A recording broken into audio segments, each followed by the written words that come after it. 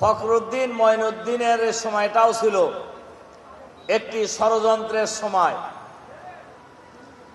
আপনারা হয়তো অনেকেই ভুলে গিয়েছেন 2008 সালে যে নির্বাচনের মধ্য দিয়ে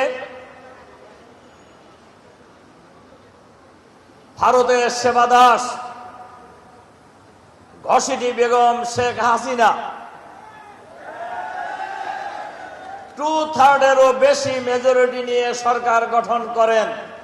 ওই নির্বাচনই ছিল একটি ষড়যন্ত্রের নির্বাচন,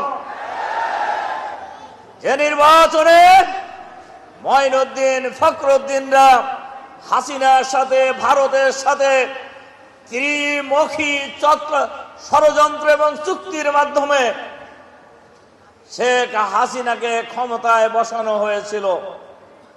সুতরাং এই 2 বছর আর 15 বছর 7 মাস 5 দিন, এই প্রায় 18 বছর বলা যায় বাংলাদেশের মানুষ তাদের স্বাধীন মতামত প্রকাশ করতে পারে নাই। এই 18 বছরে এই মাঠে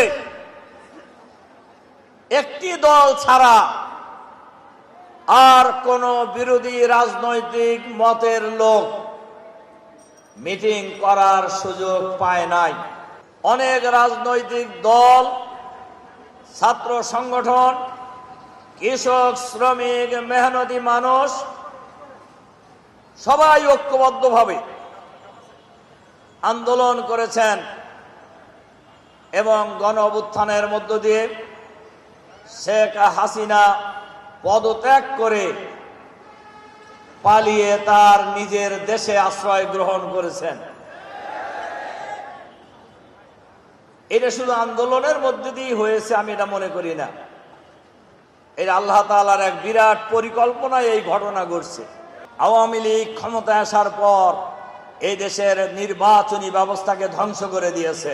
এই দেশের মানুষের বিরুদ্ধে যুদ্ধ ঘোষণা করেছে, জনগণের মিছিলে গুলি চালিয়েছেন। আপনারা জানেন আল্লামা দেলোয়ার হোসেন সাঈদী সাহেবের বিরুদ্ধে যেদিন এই ফাঁসির রায় দেওয়া হয়, সেদিন বাংলাদেশের দল, মত, জাতি, ধর্ম, বর্ণ নির্বিশেষে হাজার লক্ষ জনতা রাজপথে নেমে এসেছে। একদিনেই প্রায় 200 লোক জীবন দিয়েছে। বাংলাদেশের ইতিহাসে কোন নেতার জন্য তাদের কর্মীরা জীবন দেয়, এর কোন ইতিহাস আগে ছিল না। এর ইতিহাস সৃষ্টি করেছে জামাত নেতৃবৃন্দকে হত্যা করার পর রাজপথ অচল করে দেওয়া হয়েছে। নির্বিচারে গুলি চালিয়ে আমাদের নেতা কর্মীদেরকে তারা হত্যা করেছে। সকল দলের ঐক্যমতের ভিত্তিতে সংবিধানে কেয়ারটেকার সরকারের এই বিধান সংযোজন করা হয়েছিল। শুধু এক মহিলাকে ক্ষমতায় রাখার খায়েছে এক কলমের খোসায় বিচারপতি খায়রুল ইসলাম। আমার এখনো অবাক লাগে এই ভদ্রলোক কেন এখনো গ্রেফতার হয় নাই। এই কেয়ারটেকার সরকারের এই ব্যবস্থা বাতিল করার কারণে বাংলাদেশের রাজনীতিতে, বাংলাদেশের নির্বাচনী ব্যবস্থায় নৈরাজ্য নেমে এসেছে। নৈরাজ্য সৃষ্টি করার পরিবেশ তৈরি করা হয়েছে। সুতরাং এই পরিবেশের জন্য বিচারপতি খায়রুল ইসলাম জাতির কাছে কোনো সময় আপনি মাপ পাবেন না। আপনারা শুনেছেন সেই দামি প্রধানমন্ত্রীর বক্তব্য। উনি বলছেন যে এই আন্দোলন করতেছে জামাত শিবিরের লোকেরা, এবং এই কথা বলে তিনি, আপনাদের মনে থাকার কথা, 1 তারিখে জামাত শিবিরকে তারা নিষিদ্ধ ঘোষণা করছিলেন। কি করছিলেন না? কেন করছিলেন? যে জামাত শিবির নিষিদ্ধ করলেই জামাত মাঠে নামে পড়বে, এই কারণে তখন পরিস্থিতিটা অন্যদিকে ঘুরায় দেওয়া যাবে। কিন্তু জামাত সেই কাজ করে নাই। করছে সে কাজ?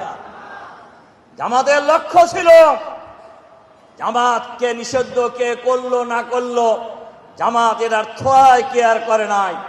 জামাতের পরিকল্পনা ছিল এই খুনি ফ্যাসিবাদী ভারতের তাবেদার হাসিনাকে পদত্যাগে বাধ্য করার আন্দোলনকে চূড়ান্ত করা। আমরা সেই লাইনেই অগ্রসর হয়েছি। আমরা এই অন্তর্বর্তীকালীন সরকারের কাছে আহ্বান জানাবো, অবিলম্বে শেখ হাসিনা সহ এই স্বৈরাচারের দোসর যারা দেশে বিদেশে পালিয়ে গিয়েছেন সবাইকে ফিরিয়ে আনতে হবে। সবাইকে গ্রেপ্তার করে ট্রাইব্যুনালের কাঠগড়ায় দাঁড় করাতে হবে, বিচার করতে হবে, ফাঁসির ব্যবস্থা করতে হবে। হাসিনাকে সহ সবাইকে ফিরে আনতে হবে, বিচারের মুখোমুখি করতে হবে। এখনো যারা গ্রেপ্তার হয় নাই তাদেরকে গ্রেপ্তারের কার্যকর উদ্যোগ গ্রহণ করতে হবে।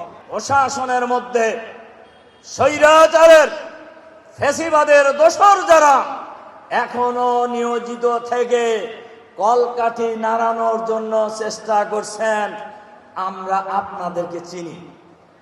এটা মনে করেন না আপনাদের চিনি না। আমরা অন্তর্বর্তীকালীন সরকারের কাছে আহ্বান জানাবো, প্রধান উপদেষ্টা ইউনূস সাহেবের কাছে আহ্বান জানাবো, আপনার আশেপাশেও স্বৈরাচারের দোসর থাকতে পারে। যেখানেই স্বৈরাচারের দোসর অবিলম্বে গ্রেপ্তার করে আপনারা বিচারের মুখোমুখি করুন। এটা বাংলাদেশের 18 কোটি মানুষের দাবি। আমরা প্রতিবেশী দেশের সাথে সবসময় সম্পর্ক ভালো চাই, সম্পর্ক উন্নয়ন চাই, তবে সেবাদাসগিরি করার জন্য নয়। দাদাগিরি করা বাংলাদেশের মানুষ পছন্দ করে না। যারাই দাদাগিরি করবে, দাদাগিরি করাকে সমর্থন করবেন, তাদের বিরুদ্ধেই বাংলাদেশের মানুষ ঐক্যবদ্ধ প্রতিরোধ করে তুলবে ইনশাআল্লাহ বাংলাদেশে।